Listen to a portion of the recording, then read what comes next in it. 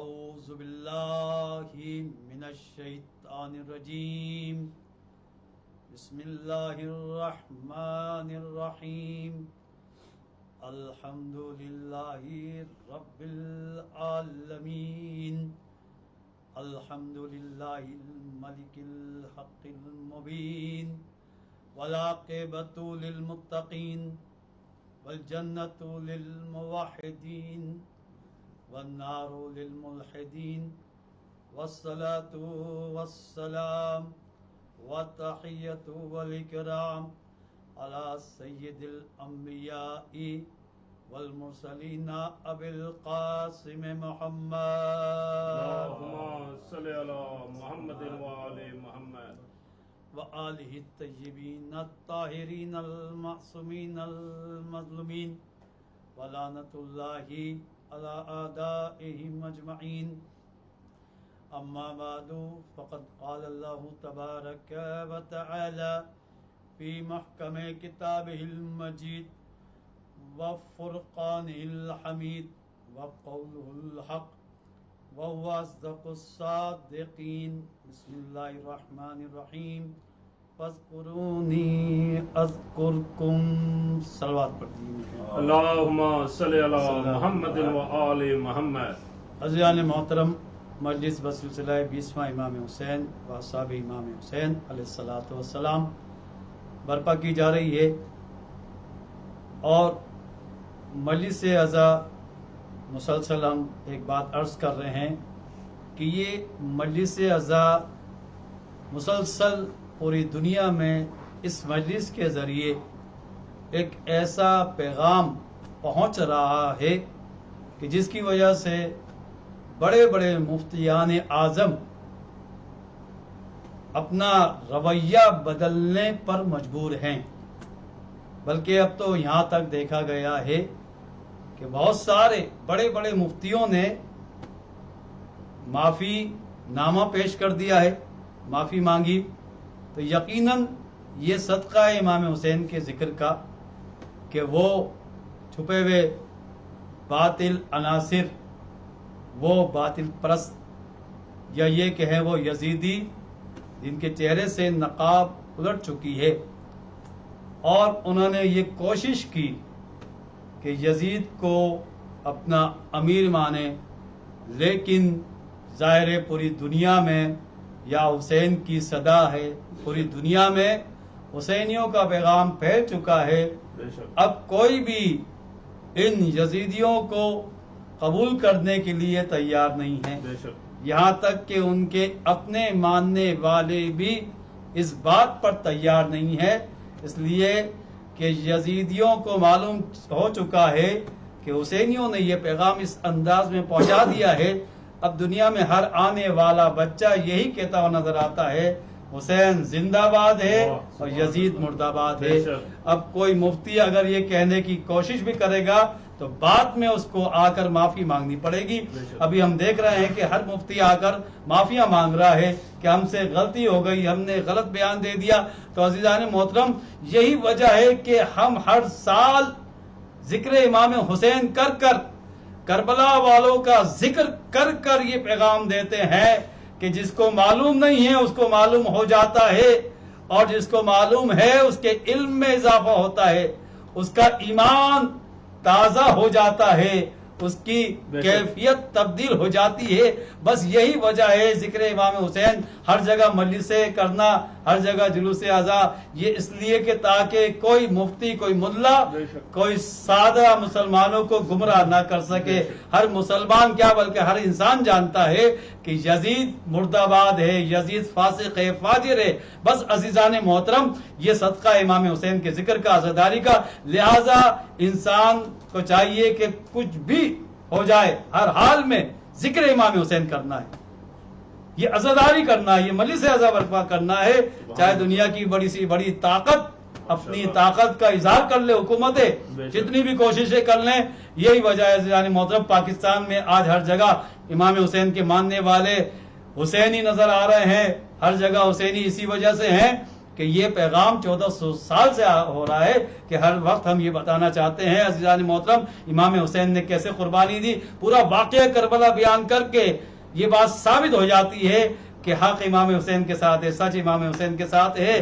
یقیناً جب یہ تمام باتیں واضح طور پر ثابت ہو چکی ہیں تو اب کوئی گنجائش باقی نہیں رہی کہ کوئی یہ کہہ سکے, کسی کی جرت نہیں ہے, ہمت نہیں ہے کہ کوئی یہ کہہ سکے کہ ہمیں تو کچھ معلوم ہی نہیں چلا کربلا میں کیا ہوا, ہمیں تو پتہ ہی نہیں تھا حق پر کون تھا باطل پر کون تھا. نہیں عزیزان محترم, یہ امام حسین کا ذکر ہر گھر میں, ہر گلی میں پہنچ چکا ہے, ہر محلے میں, ہر ملک میں پہنچ چکا ہے, لہذا کوئی اس کا انکار نہیں کر سکتا. صلوات پڑھ دیجئے مل کے محمد والی محمد. تو لہذا اچھی بات ہے کہ اگر کوئی معافی مانگ رہا ہے, اپنے رویے کی, اپنے عقیدے کی اصلاح کرنا چاہ رہا ہے, اپنے علم کی, اپنے ایمان کی اصلاح کرنا چاہ رہا ہے, تو یہ بہت ہی اچھی بات ہے. یقیناً توبہ کا راستہ ہر ایک کے لیے کھلا ہوا ہے اور یہ پیغام ہمیں مل چکا ہے کہ اب کوئی بھی کسی میں ہمت نہیں ہے کہ کوئی یزید کے بارے میں کہے کہ یہ ہمارا امیر ہے, یا اس کے بارے میں کوئی رحمت اللہ کہے یا رضی اللہ کہے, اس لیے کہ اگر وہ یہ کہتا ہے تو خود ان کی رسوائی ہوتی ہے, ذلت ہوتی ہے کہ خود سمجھ جاتے ہیں کہ اگر یزید جیسا مسلمانوں کا خلیفہ ہو سکتا ہے تو پھر وہ یہ بات سمجھنے کے لیے تیار ہو جاتے ہیں کہ یقیناً پھر خلافت کا کوئی معیار نہیں ہے. یہی ہم کہتے ہیں کہ اگر تمہیں سمجھنا ہے ہدایت کا راستہ تو غدیر کے علاوہ تمہارے پاس کوئی راستہ نہیں ہے, اور غدیر کو سمجھنا ہے تو کربلا کے ذریعے سمجھا جائے, عزاداری کے ذریعے سمجھا جائے. اب حسین کے ذریعے غدیر بھی سمجھ میں آ جائے گی, حق اور باطل بھی سمجھ میں آ جائے گا. عزیزان محترم, یہ بہت ہی اچھا پیغام جا رہا ہے کہ اب ہر کوئی, بڑے بڑے مفتی یہ کہتے ہوئے نظر آ رہے ہیں ہم نے نہیں کہا, ہم نے نہیں کہا. اس سے بڑی اور کیا بات ہوگی جو خود کہہ کر مکر جائے, اس سے بڑی ہماری اور کیا فتح ہوگی. ہم تو یہی کہتے ہوئے آ رہے ہیں ہم نے نہ راستہ بدلا ہے, نہ نعرہ بدلا ہے, نہ عقیدہ بدلا ہے. یہ باطل ہوتا ہے, باطل کا کبھی راستہ بھی بدلتا ہے, اس کا عقیدہ بدلتا ہے, اس کا قول بدلتا ہے.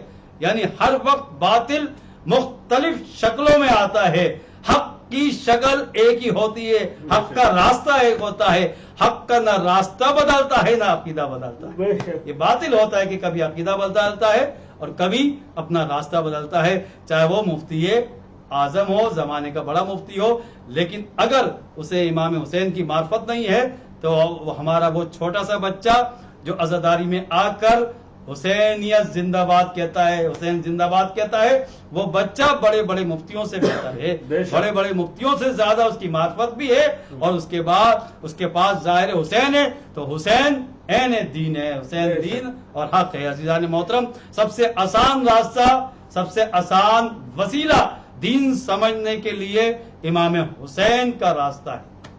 امام حسین کی معرفت کے علاوہ انسان کبھی بھی دین کی حقیقی شکل تک, حقیقت تک نہیں پہنچ سکتا, دین کو صحیح طریقے سے نہیں سمجھ سکتا. یہی وجہ ہے عزیزان محترم, ان الحسین مصباح الہدی وسفینۃ النجاۃ. حسین چراغ ہدایت, ایسا جلتا ہوا چراغ ہے, ایسا روشن چراغ ہے کہ اگر کوئی امام حسین کو ایک بار پکارے گا تو اس کا دل کے اندر جو تاریکی ہے اس کے دل میں, وہ امام حسین کا ہدایت کا چراغ جب روشن ہو جائے گا تو وہ تاریکی ختم ہو جائے گی, اس کا دل ایمان کی دولت سے منور ہو جائے گا. یہ سب سے بڑا ہدف ہے, مقصد ہے امام حسین علیہ الصلوۃ والسلام کا اور ذکر امام حسین کا. عزیزان محترم, ظاہر ہے ایک بہت ہی مختصر آیت کو سرنامہ کلام بنایا.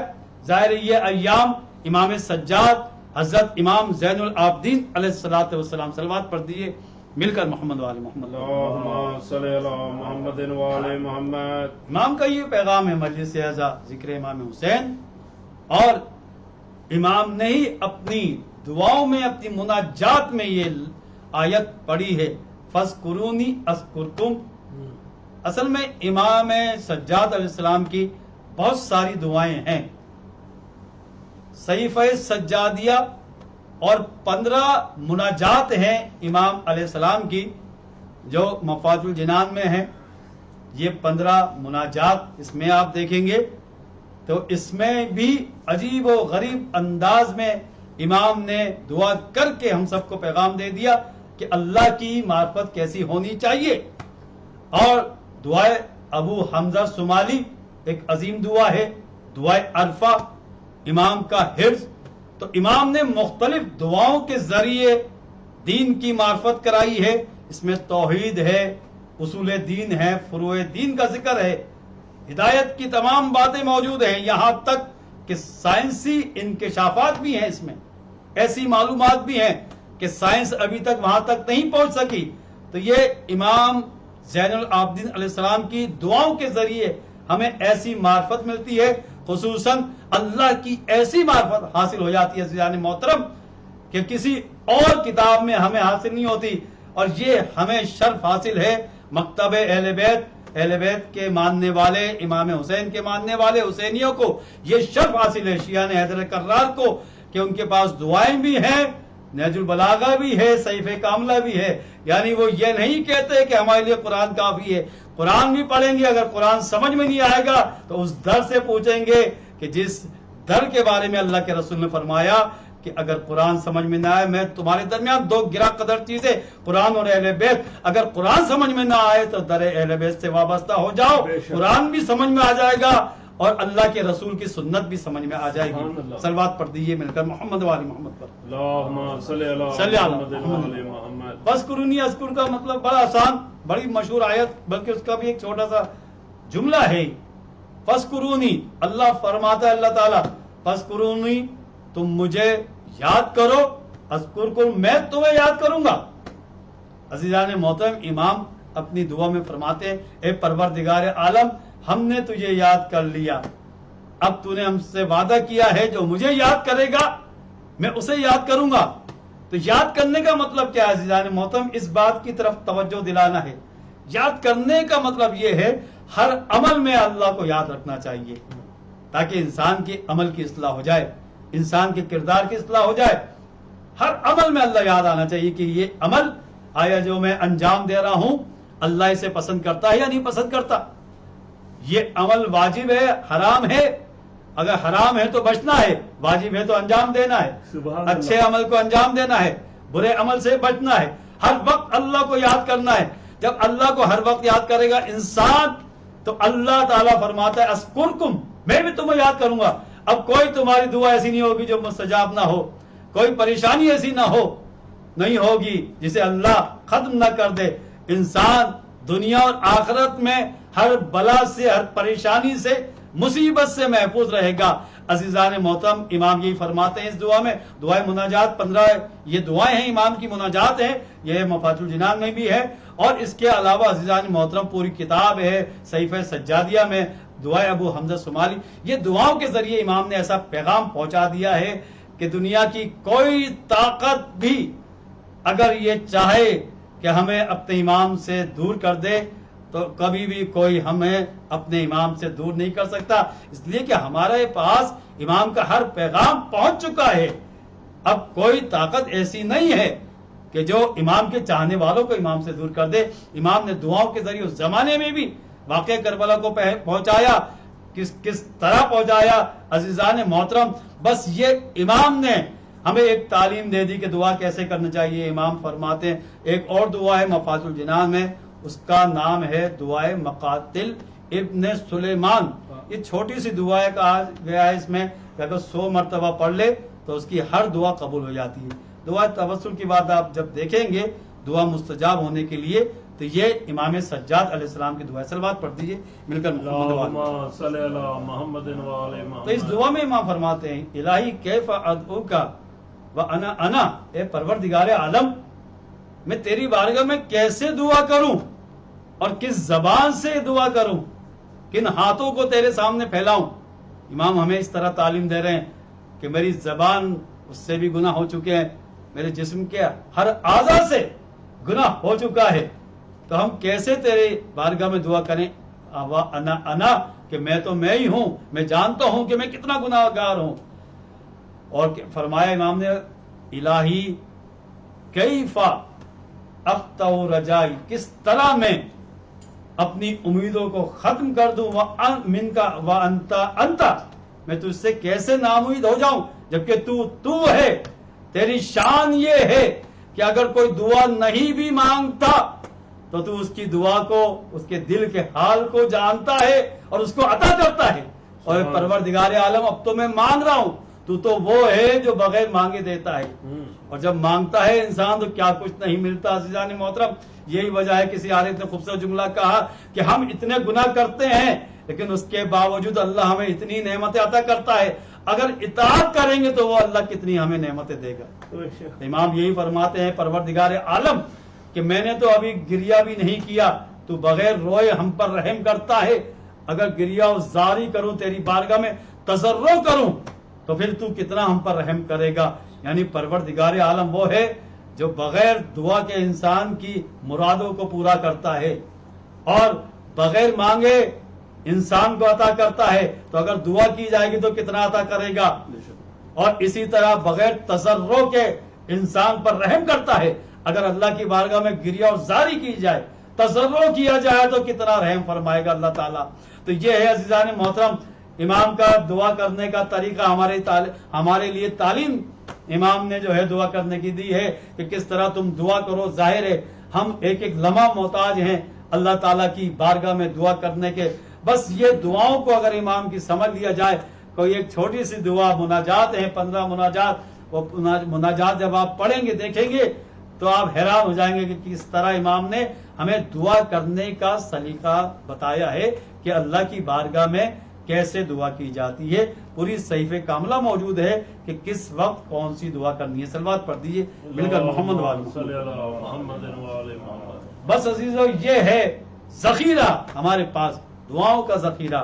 नहजुल बलागा में खुतबात, मकतूबात, खुतूत इमाम के, कलमात, ये सारी वो चीजें हैं कि इंसान जब कुरान पढ़ता है तो कुरान के साथ साथ जब इन चीजों की भी इंसान तालीम हासिल कर ले तो यकीनी बात है कि उसका ईमान भी बढ़ेगा, कुरान के बारे में भी उसकी मार्फत बढ़ेगी, दीन के बारे में मार्फत बढ़ेगी। बस अजीजों, सबसे बड़ा पैगाम यह है, इमाम सज्जाद के ये अय्याम अभी जिक्र किया जा रहा था कि आज पूरा ये महीना मुहर्रम का खत्म हो चुका है। सफर की 2 तारीख बयान की जाती है। ये काफिला अहले बैत अलैहिस्सलाम का लुटा हुआ काफिला जब करबला से चला था 11 मुहर्रम को और उसके बाद कूफा पहुंचा, 11 या 12 मुहर्रम को कूफा पहुंचा।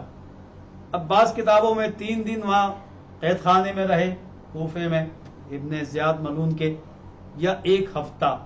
और उसके बाद दोबारा ये काफिला जब शाम की जानिब रवाना होता है तो फिर 2 सफर शाम के दरवाजे पर ये पहुंचता है जिसे बाबुस साआत कहते हैं। वो दरवाजा बाबुस साआत अगर आप नाम ही समझ जाएं तो खुद अंदाजा हो जाएगा। बाप कहते हैं अरबी में दरवाजे को, साआत कई घंटे इमाम के काफिले को, अहले बैत के इस लुटे हुए काफिले को इस बाबू सात में रोका रखा। उलमा ने बयान किया है इसी बाबे सात में ठहर कर काफिले ने यानी 17 अज़ानें अपने कानों से सुनी है। 3 दिन तक इसलिए रोका रखा अहले अरम को कि ताकि ज्यादा से ज्यादा लोगों को तमाशा देखने के लिए जमा किया जा सके, बाजारों को सजाया जा सके, आईनाकारी की जा सके, बाजार को जीनत दी जा सके। हर जगह ऐलान हो रहा है, अरे आओ देखो तमाशा देखो, अली की बेटियों का, फातिमा की बेटियां, नबीजादियां। अरे सैयदे सज्जाद से जब पूछा जाता था ए मौला ये तो बताइए सबसे ज्यादा आप पर मुसीबत कहाँ गुजरी, तो एक ही जुमला फरमाते थे, अशाद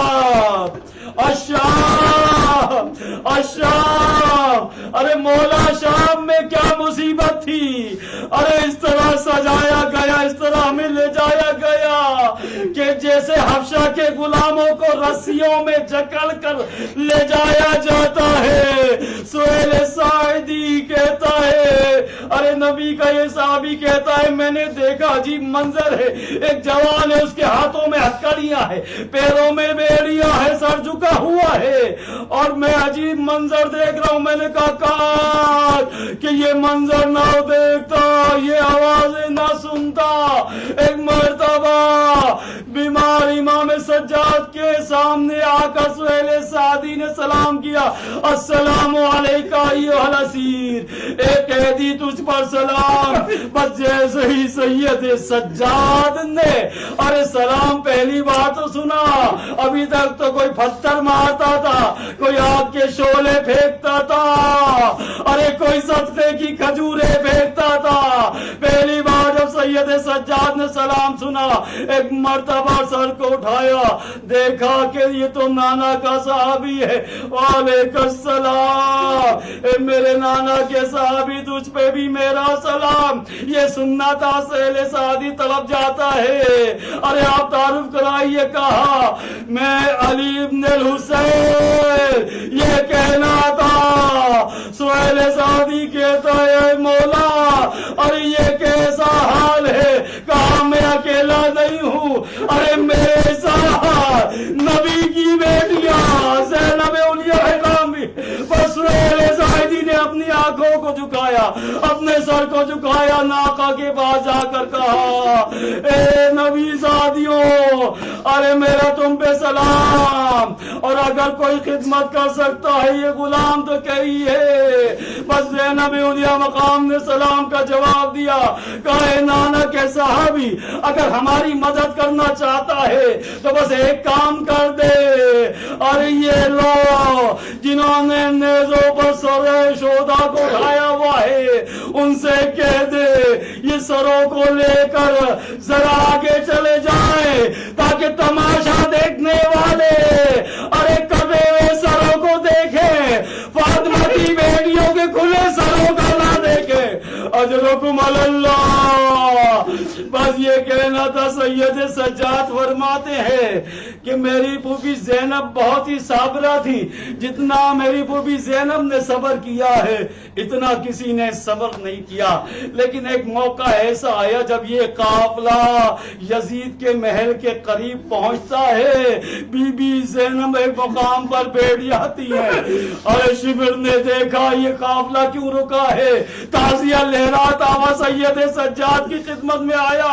سید سجاد ہتھکڑیوں کو سنبھالا، بیڑیوں کو سنبھال کر پھوپھی زینب کی خدمت میں آئے، اے پھوپھی اماں ارے آپ نے اتنا صبر کیا ہے، بس یہ صبر کی آخری منزل ہے۔ بس زینب اولیاء مقام نے کہا اے سید سجاد ارے میرے سر پر چادر نہیں ہے، یزید کا دربار ہے، ارے 500 سے زیادہ کرسی نشین ہے۔